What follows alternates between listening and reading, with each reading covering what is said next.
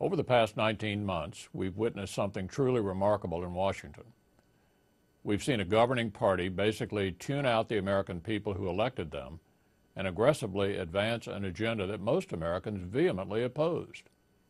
In fact, the more Americans spoke out against government takeovers, government-run health care, wasteful spending, and debt, the more Democratic lawmakers seemed to dig in. This is a pretty risky approach in a nation where the government, to quote the Declaration of Independence, derives its powers from the consent of the governed.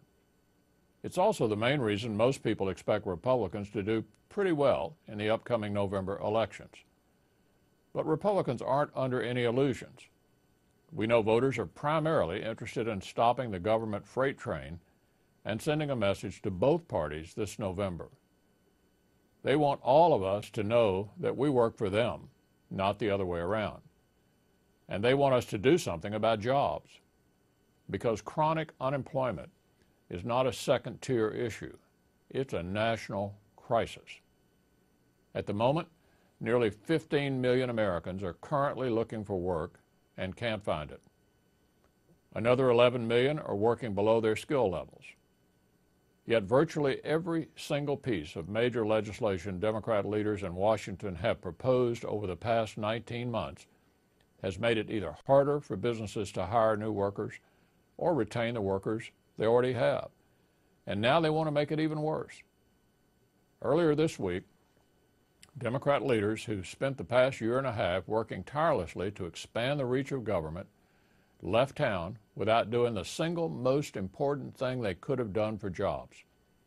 Too preoccupied enacting the rest of their agenda, they neglected to pass or even propose legislation that would prevent one of the largest tax hikes in history. As a result, at the stroke of midnight on December the 31st, every American who pays income taxes is set to get a tax hike that Democrats have had 2 years to prevent. The lowest income taxpayers will see a 50% increase in their federal income tax rate on their first $8,000 of income. Middle-class Americans will get hit hard at the worst possible time. Parents will see the child tax credit they've enjoyed for nearly a decade cut in half. Many young people with college degrees will see the deduction they get on their loan interest vanish. The death tax will rocket from 0% to 55%, meaning many Americans will soon have to hand over more than half of everything they have to the federal government before leaving it to their families. Hundreds of thousands of small businesses will get socked with a job-killing tax hike. And young couples will be penalized even more than they already are just for getting married. All of these changes would overturn provisions that have been the law of the land for nearly 10 years. And allowing them to happen at a time when so many are struggling makes no sense at all if you want to help the economy. Something even the president admitted in the past. That's why I proposed a bill last month that would extend current law and prevent any of these tax hikes from taking place. S. 3773, the Tax Hike Prevention Act.